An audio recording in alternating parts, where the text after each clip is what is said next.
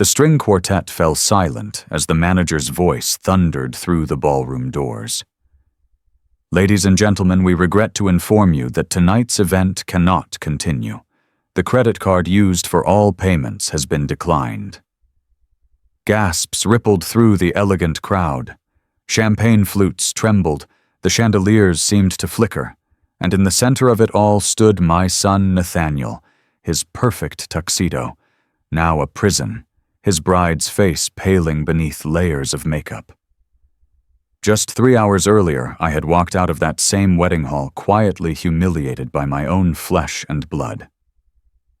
Dad, you're not on the list. Please leave. They thought they'd erased me. They hadn't realized I held the keys to the kingdom they were celebrating in. No father, no funds, no wedding. I should have noticed the signs long before the wedding. Nathaniel had grown more distant over the years, each success pulling him further into a world where I no longer belonged. He used to call me Dad with pride, back when I taught him to ride his bike down Maplewood Lane, back when I patched up his knees after football practice. But by the time he graduated from law school, my name had shifted. Now I was just James. Polite, formal, like a stranger. When the wedding announcements began swirling among relatives, I never received one. No embossed envelope, no card addressed in fancy script. I only knew the date because my sister, God bless her honesty, whispered it during Thanksgiving. Jimmy, you do know Nate's planning for June, right? Spokane Grand Hall. Big crowd. I laughed it off, but inside a quiet ache began to grow. How could my only son plan a future without me in it? Still, I convinced myself it was an oversight. Maybe the invitations were delayed. Maybe his fiancée Claire handled the guest list and forgot. That kind of hope, the kind only fathers cling to, carried me through months of silence. On the morning of the wedding, I dressed carefully. A crisp navy suit, polished shoes, even a fresh haircut. I wrapped the gift myself, a gold watch engraved with the words, "For all the time we still have." My hands trembled as I tied the bow, thinking of the boy who once begged me to come to his school plays. When I arrived at the Spokane Grand Hall, the place was dazzling. White orchids curled around marble pillars. The scent of imported roses filled the air. Guests in silk gowns and tailored suits glided across polished floors, their laughter echoing beneath a chandelier the size of a pickup truck. Every detail screamed luxury, and I knew exactly whose money had built that spectacle mine. For months I had written checks, venue deposit, catering, the string quartet Claire wanted, even the custom champagne flown in from France. Nathaniel asked little just-sent invoices my way, with vague notes like, "Dad, if you could cover this one, I'll handle the rest." I paid without question. It was his wedding after all. A father's duty, I thought. I walked through the entrance with the confidence of a man who had earned his place. But then, "Excuse me, sir." A young usher in a crisp vest stepped in front of me, holding a clipboard. "Can I check your name on the guest list?" "Clark," I said firmly. "James Clark, father of the groom."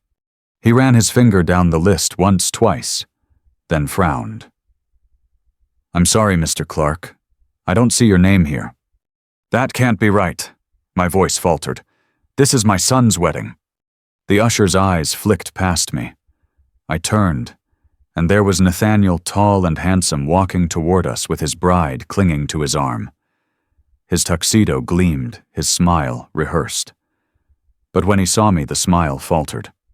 "Dad," his voice was low, tense. "What are you doing here?" "What am I doing here?" I repeated, stunned. "I came to see you get married, son." He glanced at Claire. Her lips pressed into a thin line. "Dad, I'm sorry, but you're not on the list. You shouldn't be here."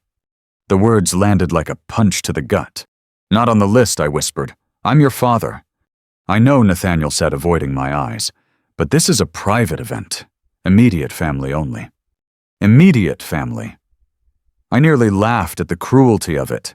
28 years of sacrifice, working overtime to pay for his private school, driving an old truck so he could attend law school without debt every dollar I had poured into this very wedding, and now I was an outsider.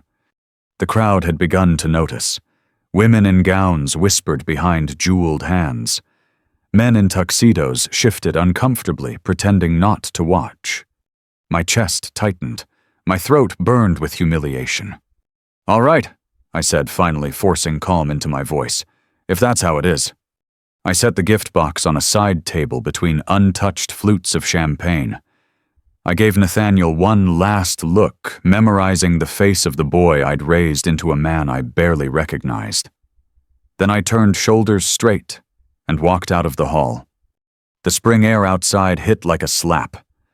I crossed the parking lot toward my old pickup truck parked far from the luxury sedans and limousines that lined the entrance. Each step echoed with the weight of betrayal. Inside the cab, silence wrapped around me like a cloak. I sat there, hands gripping the steering wheel, staring at the gold watch I had meant to give. The words engraved inside mocked me now for all the time we still have. Time had run out. But as I sat there, something shifted. A strange calm washed over me. I had given Nathaniel everything: education opportunity, even the spectacle of this very wedding. And in his arrogance, he had forgotten that the foundation of his world still rested on me. I reached for my phone. The bank's number glowed on the screen. My thumb hovered for only a second before pressing call. First National Business Services. This is Patricia. How may I help you? Patricia, I said, my voice steady now. This is James Clark, account number 778412. I need to initiate stop payments on several authorized transactions, effective immediately. Her keyboard clattered in the background. Which transactions, sir? All of them, I replied. Every single one related to the Anderson wedding at Spokane Grand Hall. The line went quiet after my words, all of them. Patricia hesitated. The clacking of her keyboard stilled. Sir, these are significant amounts. Are you certain you want to stop payment on all wedding-related transactions? I glanced out the windshield. Through the glass doors of the Grand Hall, I caught glimpses of the celebration. Guests drifting toward tables heavy with food, crystal glasses glinting in the chandelier's glow, Nathaniel's laughter carrying faintly into the spring air. A world built on my back, and a world that had just shoved me out the door like hired help. Yes, I said finally, completely certain. Very well, Mr. Clark. I'll need to verify your authorization codes for transactions over $10,000. I recited them from memory. Years of running a construction business had trained me to remember every important number, every contract detail, every code that safeguarded the fruits of my labor. My voice didn't shake once. Stop payments are now in effect, Patricia confirmed. Confirmation numbers are being generated. You should expect notifications within the hour. Thank you, Patricia. When I hung up, the silence in the truck felt heavier than before, but not painful. Liberating. For the first time in years, I wasn't simply writing checks to buy Nathaniel's approval. I had pressed pause on an endless loop of entitlement. I leaned back against the worn leather seat and let the memories flood in. I remembered Nathaniel at age 6, tugging my sleeve with sticky fingers, his other hand clutching a model airplane kit. Dad, can we build it tonight? Please, I want it to fly. I had been bone-tired that evening after pouring cement all day, my hands raw from work, but I said yes. We built the little plane on the kitchen table, his eyes shining brighter than any chandelier I'd ever seen. That boy, the one who thought his father could make anything possible, where had he gone? High school brought football games and college applications. Nathaniel never saw me skip meals to cover his tuition deposit. He never noticed when I sold my fishing boat to afford his first car. He just smiled, hugged me, and said, "Thanks, Dad. You're the best." Back then, those words were enough. But college had changed everything. Law school friends with wealthy parents, summers spent with classmates whose fathers owned banks or sat on corporate boards. Nathaniel began measuring me by their standards, and I always came up short. My calloused hands embarrassed him. My old truck became a joke among his polished friends. The gap widened until one day I realized I was no longer a father to him, just a sponsor. And still I paid. Because what else could I do? He was my son. Now, sitting in that parking lot, I understood the cost of unconditional giving. It had bought me nothing but silence and humiliation. My phone buzzed with a new text. A message from the catering company Elegant Affairs. Mr. Clark, final balance due today. Please confirm authorization. I stared at the screen, almost laughing. Balance due today, not anymore. I scrolled to their number and pressed call. A man's voice answered cheerfully. Elegant Affairs. Catering, this is Marcus. How may I assist you? Marcus, this is James Clark. I'm calling about the Anderson wedding reception happening right now at Spokane Grand Hall. Oh yes, Mr. Clark, everything is going beautifully. The guests are raving about the appetizers. The salmon tartlets are a hit. I'm afraid there's been a financial complication, I said, keeping my tone professional. Payment authorization has been revoked. You'll want to protect your equipment and remaining food service. There was silence. Then I'm sorry, what exactly are you saying? The bank has stopped payment on your contract, effective immediately. I suggest you secure your assets. But we're in the middle of service. The main course hasn't even been served yet. That's unfortunate timing, I said evenly. But business is business. You might want to speak with the wedding party about alternative arrangements. Marcus disconnected without another word. I imagined his frantic face glancing around the kitchen as his staff plated on trays for 100 guests. That world inside, so confident, so untouchable, was about to feel the first cracks. Next came the florist, Bellingham Bloom's Susan speaking. Susan, this is James Clark regarding the Anderson wedding flowers. Oh, Mr. Clark, the arrangements look stunning. The bride was absolutely thrilled with the orchids. There's been a payment issue I cut in. Bank authorization canceled. You'll need to collect your arrangements if you want to salvage value. A pause. Then disbelief. Collect them. But they're integrated into the entire venue design, the altar, the tables, the entryway. Business is business, Susan. I suggest you move quickly. Her tone shifted instantly from friendly to clipped. Understood. We'll be there within the hour. I hung up each call, steadying me further. It wasn't revenge, it was correction. For once, Nathaniel would learn that choices carried consequences, even for weddings wrapped in roses and string quartets. The clock on my dashboard read 4:15 when I made the final call to the music coordinator. The quartet had been Claire's obsession. 4 musicians flown in from Seattle, their instruments older than the country itself. Maestro Events Daniel speaking. Daniel James Clark here. Regarding Spokane Grand Hall Anderson wedding. Payment authorization has been revoked. Please collect your instruments and cease service immediately. A sharp intake of breath. This is highly irregular, Mr. Clark. The bride specifically requested I'm sure she did. But your contract is void. My bank has confirmed it. If you'd like to protect your instruments, I suggest you leave before dinner. Click, another thread severed. As the sun began to set, painting the sky in streaks of pink and gray, I sat in my truck and waited. From where I parked, I had a clear view of the service entrance. My phone buzzed again, this time with confirmation codes from the bank. Each number was a nail sealing the coffin of Nathaniel's perfect day. I should have felt guilt, maybe even sorrow. But what I felt instead was clarity. 28 years of being taken for granted had led to this moment. A father erased by his son, stepping aside politely. Not anymore. I rolled down the window, breathing in the cool spring air. Somewhere inside, Nathaniel was raising a toast, oblivious to the storm, gathering just outside his perfect bubble. In less than an hour, that bubble would burst. And he would finally understand, without me, there was no wedding.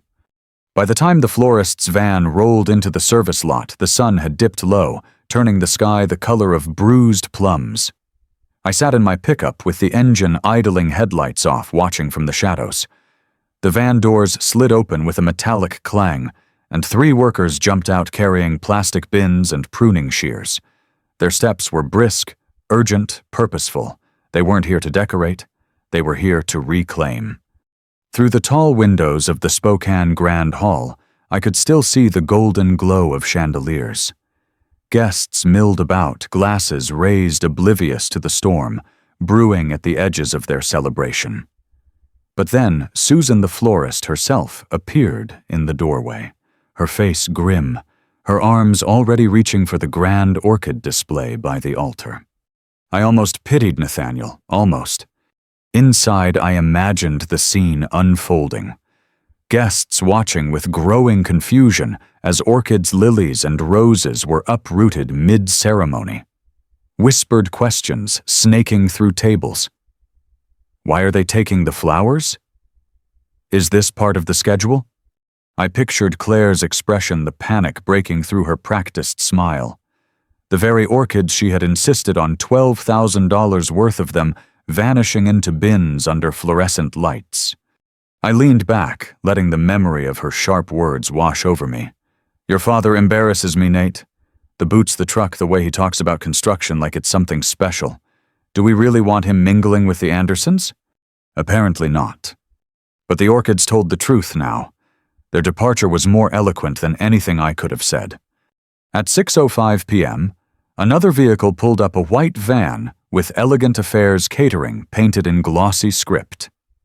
Marcus climbed out with 2 assistants, each of them pale under the dimming sky. They weren't carrying food this time. They carried boxes, foil wraps, and clipboards. I cracked the truck window just enough to catch faint voices drifting across the lot. Payment authorization revoked. Can't keep serving without security. Pack it all up before the main course. The words were music to my ears. I could almost see the confusion spreading through the ballroom like spilled wine.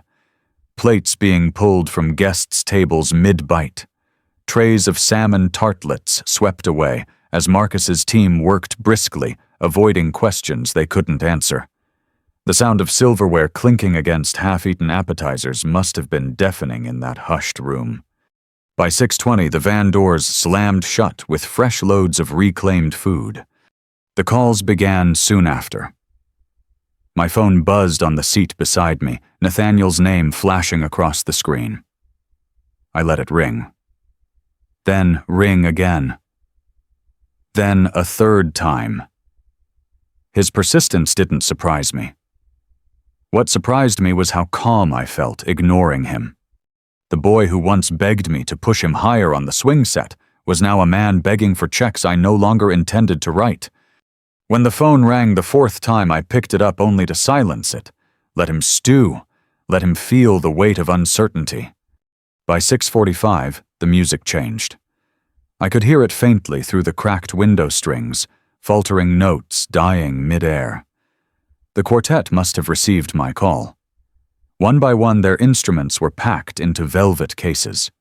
The elegant hum of Bach gave way to awkward silence.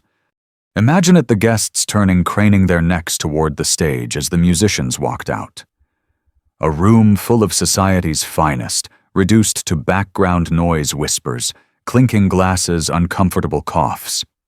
And Nathaniel standing in the center, realizing that every thread of his perfect tapestry was unraveling. As the night deepened, the air turned colder.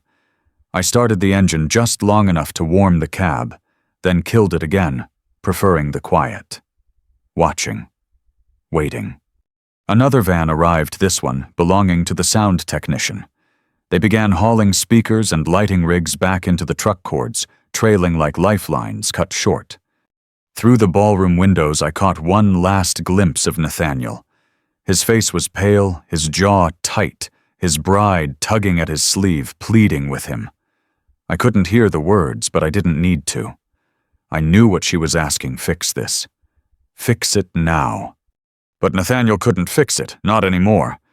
I thought back to when he was 12, standing on the Little League field after striking out for the 3rd time that game. His teammates had groaned, some even muttered insults. He'd lowered his head, shoulders sagging under the weight of failure. I had walked straight onto the field, ignoring the stares, and put my hand on his shoulder. Son, you don't need to hit home runs for me. Just swing with everything you've got. That's all I'll ever ask. Back then, my words had lifted him. He had looked at me with trust, with gratitude, with love. But tonight, in that glittering ballroom, my words were absent, and so was my wallet. And without either, Nathaniel's world collapsed. By 7:00 p.m., the first guests began leaving. I saw them through the glass doors, women clutching shawls against the chill men muttering into cell phones. Luxury cars pulled out of the lot headlights, cutting through the gloom. My phone buzzed again, this time a voicemail notification. I pressed play. Dad, it's me. Look, there's been some kind of mistake. The vendors are saying payments were canceled, but I thought everything was covered. Can you call me back? Please, Claire's family is here and they're asking questions. I just need you to just call me back. His voice cracked on the last sentence. I set the phone down, staring at the darkening sky. For the first time in years, Nathaniel's tone wasn't condescending, wasn't distant. It was desperate. The sound of a boy who had forgotten what dependence feels like. I didn't return the call. Instead, I leaned back and closed my eyes. The hum of departing cars, the clatter of equipment being wheeled out, the muffled arguments echoing faintly from inside, all of it blended into a symphony more satisfying than any string quartet. Justice didn't always arrive with thunder and fury. Sometimes it came quietly, like the slow dismantling of a ballroom on what was supposed to be the happiest night of a man's life. And sometimes justice looked a lot like a father finally saying enough. By 8 o'clock, the Spokane Grand Hall no longer glowed with the sheen of celebration. The light spilling from its tall windows looked harsher now, exposing more than it illuminated. What had begun as a night of elegance had slipped into something else, a farce unraveling in real time. I stayed in my truck engine off headlights, dark, watching the slow exodus. Guests filed out in small groups, whispering to one another as they slipped shawls over bare shoulders, their laughter replaced by tight, uncomfortable smiles. The valet staff looked restless, shuffling keys in their pockets, their tips shrinking with every car that departed early. And still I sat there, quiet, patient. On the passenger seat beside me rested the small velvet box containing the gold watch. I had left the wrapped package inside earlier when I'd been turned away, but I always carried backups, little tokens I'd purchased with pride in anticipation of milestones. The engraving inside the watch's lid glinted under the dashboard lights. For all the time we still have. The irony wasn't lost on me. I remembered the day I bought it. It had been raining one of those cold spring afternoons when the wind sneaks into your bones. I'd gone into the jeweler's on Main Street, the same one where I'd bought Nathaniel's mother her engagement ring decades ago. The clerk had shown me rows of watches, sleek and modern, but I chose the one with weight, with presence. For my son's wedding, I'd said proudly. The words had tasted good then. Now looking at that box, I felt something different. Not bitterness exactly, more like clarity. I had offered time. He had rejected me, and in doing so he had forfeited more than just a gift. At 8:15, my phone buzzed again. Another voicemail. I played it on speaker. Dad, please, just answer. The florist took everything. The catering company left with half the food. People are whispering. Claire's parents are furious. We need to fix this right now. Can you just come back? We'll talk about the list later. I promise. I need you. The plea in his voice almost broke me. Almost. But then I pictured the moment earlier that day, his eyes sliding past me as if I were a stranger, his words cold and clipped. Dad, you're not on the list. You shouldn't be here. I let the voicemail fade into silence. I thought back to birthdays when Nathaniel was young.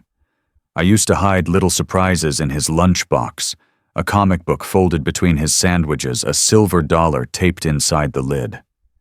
He would come home beaming, bursting through the door, Dad, I found it. You tricked me again. His joy had been pure, then unburdened by the opinions of others. But somewhere along the way, gifts became expectations. Surprises became obligations. And tonight, even as he begged, I could hear the same expectation beneath his panic that I would fix everything. Not this time. At 8:30, the venue manager appeared at the front entrance. She was tall, brisk, her headset crooked from hours of damage control. I watched her scan the parking lot phone pressed to her ear. Then she raised her voice loud enough for everyone to hear. "Ladies and gentlemen, we regret to inform you that tonight's event cannot continue. The payments for venue services have not cleared. We must ask everyone to vacate within the hour." Gasps erupted from the lingering guests. Some froze mid-step. Others hurried toward the exit, eager to distance themselves from the embarrassment. Through the glass, I saw Nathaniel stiffen his bride, clutching his arm. Claire's face drained of color, her mascara smudging as tears welled. The dream evening she had orchestrated with military precision reduced to ashes in the span of 3 hours. And Nathaniel, he looked older suddenly, as if the weight of every unpaid bill had settled on his shoulders at once. I leaned back in my seat, staring at the night sky. Clouds rolled heavy above the city, blotting out the stars. The hum of traffic on nearby streets carried faintly on the wind. And through it all, my son's voice echoed in my memory, his childhood voice, high and earnest. "Thanks, Dad. You're the best." When had it stopped? When had gratitude curdled into disdain? I couldn't pinpoint the moment, but I could feel its gravity. Years of giving without boundaries had created this night. I had built a foundation so sturdy that Nathaniel believed it could never crumble. But tonight, for the first time, he saw it fall. At 8:45, I opened the glove box and pulled out a small notepad. I scribbled one sentence in block letters, tore the page out carefully, and slipped it beneath the velvet box. No dad, no funds, no wedding. I sealed the box and placed it on the seat beside me. My hands didn't shake. More memories returned his high school graduation when he'd stood on the stage with his diploma scanning the crowd until his eyes found mine. He had grinned, lifted the paper in triumph, and mouthed the words, "We did it." Back then it had been we. But somewhere between then and now we became me. Me working overtime, me signing checks, me sitting outside the grand hall watching everything I had built unravel. The gift in that box wasn't just a watch anymore. It was a message, a reminder, a line drawn. By 9 o'clock, the parking lot was nearly empty. The luxury sedans were gone, the laughter silenced. Only a few stragglers remained, whispering near the entrance, their faces etched with gossip they couldn't wait to spread. I started the engine, the rumble breaking the stillness. I didn't drive off immediately. Instead, I rolled slowly past the entrance, my headlights sweeping over the facade of the grand hall. Through the glass doors, I saw Nathaniel one last time. He stood rigid in the center of the ballroom, his bride's mascara-streaked face buried in her hands. The watchbox was gone from the table. I imagined someone had already moved it aside with the other abandoned gifts. My note waited inside, patient and quiet like me. I didn't wave. I didn't honk. I simply drove past, letting the night swallow the scene behind me. For the first time in years, I felt no weight on my chest. Only air. Clean, cold, liberating air. The watch would sit in that box until Nathaniel finally opened it. The engraving would cut deeper than the gold itself. And maybe it would remind him of all the time he had squandered. But that was his lesson now, not mine. The drive home should have been quiet, but my phone refused to rest. By the time I merged onto the highway, Nathaniel had called 9 times. The screen glowed each time with his name, once so precious to me, now just a signal of panic. I let the phone buzz against the console untouched until the 10th call arrived. This time curiosity outweighed resolve. I answered. "Dad!" His voice burst through the line, cracked and frantic. In the background, I could hear chaos doors slamming, raised voices, the hum of an angry crowd. "Dad, what happened? The florist, the caterer, the band, everyone says you canceled payments. Tell me that's not true. Please tell me it's a mistake." I kept my tone even, almost calm. "It's no mistake." A pause. Just the sound of muffled voices. Then Nathaniel hissed into the phone. "Why would you do this? You've ruined everything.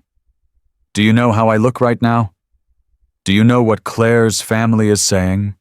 "Probably what they should have been saying all along," I replied. "That you built your perfect night on someone else's back." "That's not fair." His voice wavered between anger and desperation. "You promised." "I promised to help, yes, I cut in. I didn't promise to be erased. I didn't promise to stand outside like a stranger while you pretended I didn't exist." The silence that followed was heavier than shouting. When he finally spoke, his voice was lower, almost pleading. "Dad, listen, I didn't mean it like that. Claire's parents, they wanted a certain kind of guest list. They're particular about appearances. I thought it was easier if you erased your father." My words snapped sharper than I intended. "Easier for who, Nathaniel? For you standing in your tux, pretending you came from polished marble instead of sweat and calluses. Easier for Claire so she doesn't have to explain my old boots and my truck."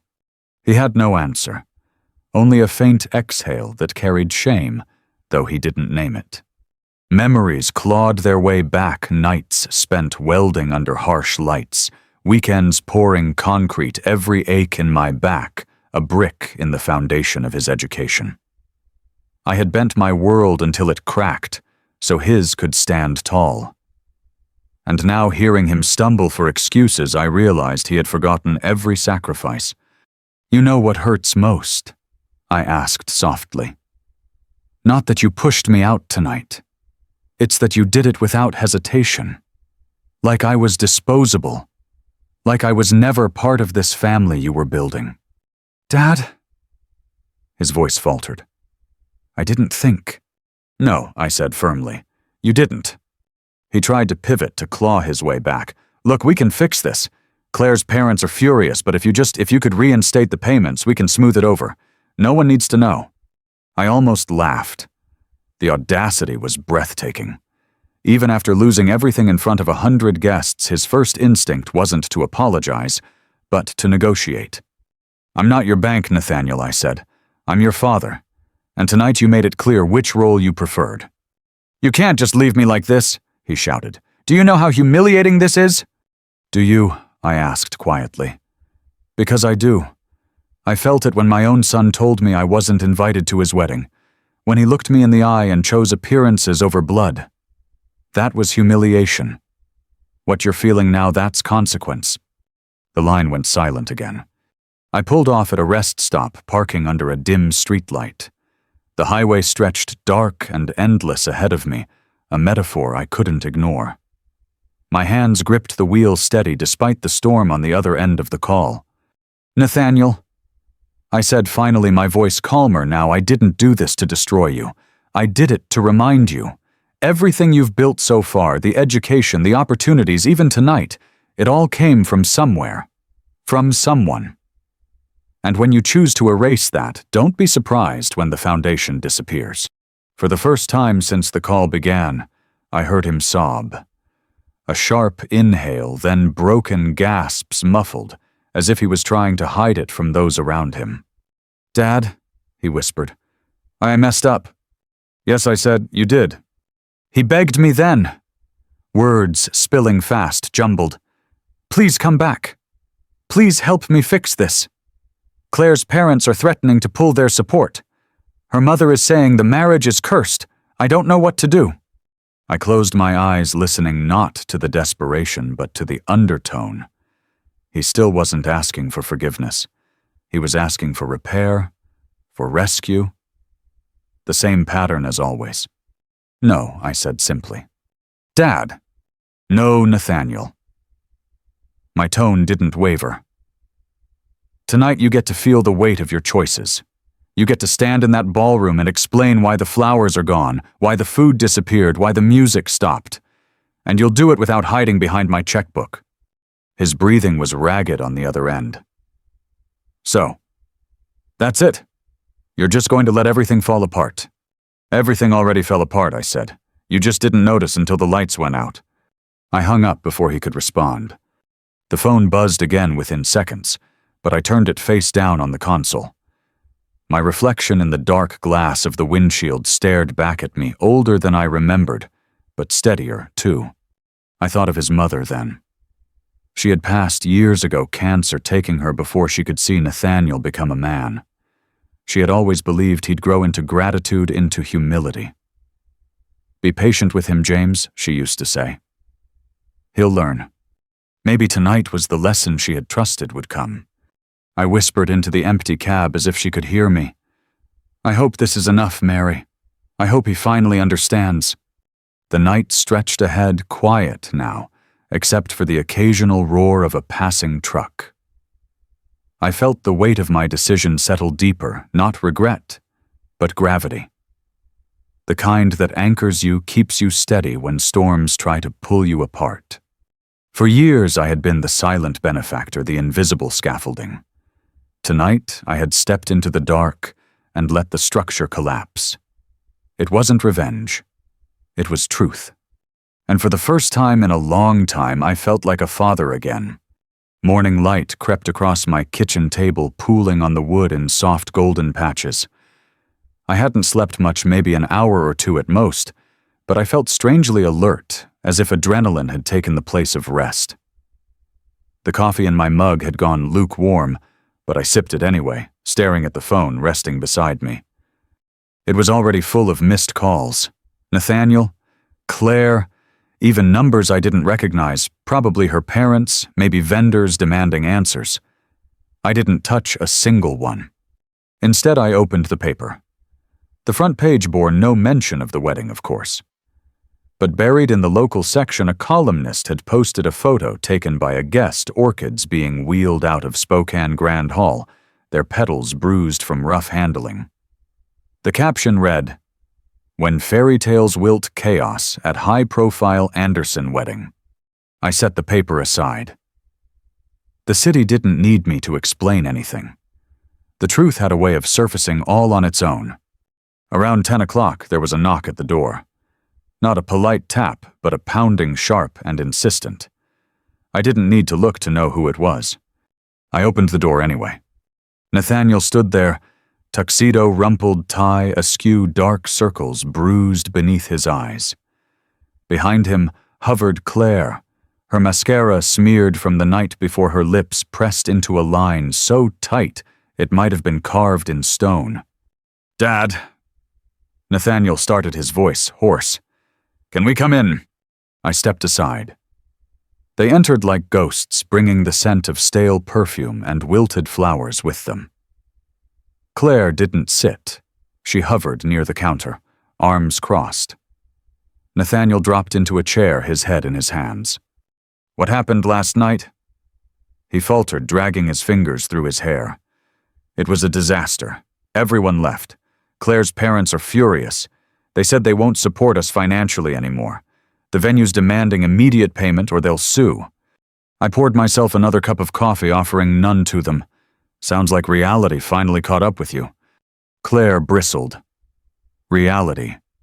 That was humiliation. Do you know how I looked standing there while vendors carried everything away? My family was mortified. I met her gaze. Not half as mortified as I was being told I wasn't invited to my own son's wedding. Her mouth snapped shut. Nathaniel tried again, voice trembling. "Dad, please. I know I screwed up. I know I shouldn't have said what I said. But can't we just move past it? Reinstate the payments, help us settle this mess. I'll make it up to you, I promise." There it was again, that instinct to fix everything with my wallet. I shook my head. "No, Nathaniel. Not this time. You need to understand what last night was really about. It wasn't just a canceled wedding. It was years of taking without giving. Years of ignoring where you came from. And last night it caught up with you." He looked at me with glassy eyes, the bravado stripped away. "I didn't mean to erase you, Dad. I wanted everything to look perfect. Perfect for who I asked.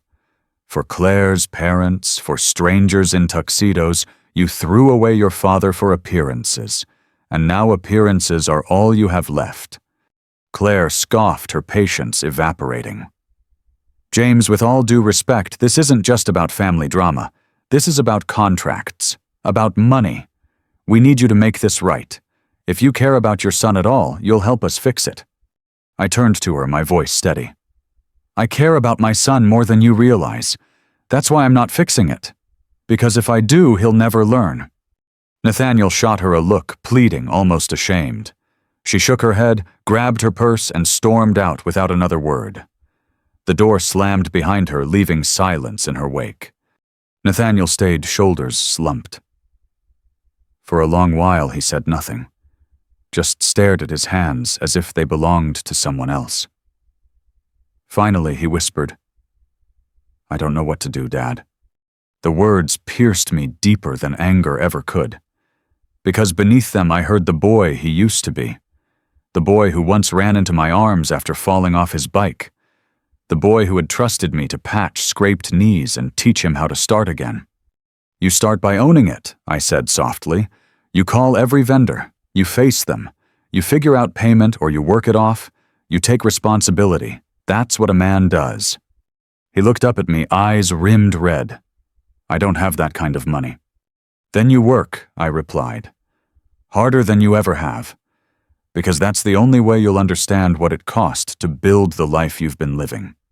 He buried his face in his hands again, sobbing quietly. I let him cry. Fathers don't always wipe away tears. Sometimes they let them fall, so the lesson seeps deeper. After a while, I set the coffee pot back on the burner and placed the velvet watchbox on the table between us. Nathaniel looked up, startled. His trembling fingers lifted the lid. He read the engraving aloud, voice breaking. "For all the time we still have." Then he saw the note beneath it. His lips moved as he read the words, "No dad, no funds, no wedding." Tears spilled freely, now streaking his cheeks. He pressed the watch to his chest, as if it might anchor him. "Dad, is there still time?" he whispered. My throat tightened, but I held my ground. "That depends on you. Time isn't something I can buy for you anymore. It's something you have to earn." The clock on the wall ticked loudly in the silence that followed. Finally, Nathaniel nodded, slow but deliberate. "I'll try," he said. "I don't know how yet, but I'll try." I believed him. For the first time in years, I actually believed him. He left not long after, clutching the watchbox like a lifeline. The door closed softly behind him. No slam, no drama, just the quiet weight of consequence settling on his shoulders. I sat alone in the kitchen, sipping cold coffee, staring out at the morning sun. For the first time in a long while, I felt like a father again. Not because I fixed his problems, but because I finally let him face them. A week passed. 7 quiet mornings where the phone stayed still on the counter, no frantic calls, no endless demands. For once, the silence felt like peace. On the 8th morning, there was a knock at the door. Softer this time, hesitant. When I opened it, Nathaniel stood there, not in a tuxedo, not dressed for appearances. Just jeans and a flannel shirt sleeves rolled up his hair unkempt, his eyes carrying a weight I hadn't seen before. In his hands, he held a clipboard and a set of work gloves. "Dad," he said, voice steady but humble. "Do you have a job for me?" For a long moment, I simply looked at him. The man who once strutted through marble halls now stood like the boy who used to beg me to teach him carpentry. The watch I'd given him was strapped to his wrist, the gold glinting faintly in the morning sun. I stepped aside. "Come in." Over black coffee and toast, he told me everything. How Claire had left 2 days after the wedding collapse, her family severing ties completely. How the vendors had cornered him with invoices demanding payment. How he'd tried calling old classmates for help, but received only polite rejections. I realized something he said, staring down at his hands. I've never actually built anything myself. Every brick, every dollar, every opportunity, it all came from you. And I threw it back in your face. His voice cracked, but he didn't look away. I'm sorry, Dad. I don't deserve your forgiveness, but I'm asking for it anyway. I studied him, searching for pretense for the practiced charm he used to wear like armor. There was none. Only raw honesty. You don't just ask for forgiveness, Nathaniel, I said gently. You live it. You prove it. Day by day. He nodded. Then let me prove it. Put me to work. The next morning he was on my construction site before dawn. He traded polished shoes for steel-toe boots, silk ties for worn gloves. The first day nearly broke him lifting lumber-hauling concrete, the sun beating down mercilessly. By noon, sweat soaked his shirt. By evening, his hands were blistered. But he didn't quit, not once. Each day I watched him change. The entitled slump in his shoulders straightened into purpose. His complaints dwindled into silence. And slowly the gap between us years wide began to narrow. We didn't talk much at first, just worked side by side. But on the fourth day, as we leaned against a half-built frame, Nathaniel spoke. Dad, why didn't you give up on me sooner? You had every reason. I thought for a moment, then said, Because you're my son. And a father doesn't give up. He just waits for his child to find his way home. Nathaniel's eyes filled, but he didn't speak.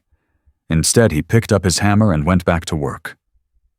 Sometimes silence says more than words. Weeks passed. The scandal of the wedding faded from town gossip, replaced by newer dramas. But for us, the lessons lingered. One evening after a long day, Nathaniel came into the kitchen while I was fixing dinner. He placed the gold watch on the table between us. I don't deserve this yet, he said quietly. But I want you to know I'm working toward it. Every day I'm trying to be the man you believed I could be. I closed the lid, gently sliding it back toward him. Keep it, I said. Not because you've earned it yet, but because you're finally on the path. Time doesn't wait for us, son. We either use it wisely or we waste it. You've wasted enough. Now it's yours to honor. He swallowed hard tears, threatening again, but this time he didn't hide them. That night, as I sat alone on the porch, the stars returned, clear, sharp, unclouded. I thought of Mary Nathaniel's mother and whispered into the dark. He's learning love. He's finally learning. The wind carried no reply, but I felt her presence just the same. Looking back now, I realized the wedding wasn't an ending. It was a beginning. Painful, humiliating, yes, but necessary. Nathaniel needed to watch his perfect world crumble to understand what truly holds it up. Not marble halls, not glittering chandeliers, not money alone, but love, sacrifice, and respect. He had lost a bride, but found a father again, and I had lost a son for one night only to gain him back in truth. So if you're listening to this story, maybe you've carried your own burdens, sacrifices, unseen gratitude unspoken. Maybe you've wondered if your children truly see you, or if the world you built for them has blinded them to your worth. Here's what I can tell you. Don't be afraid to draw the line. Don't be afraid to let them face the weight of their choices. It isn't revenge.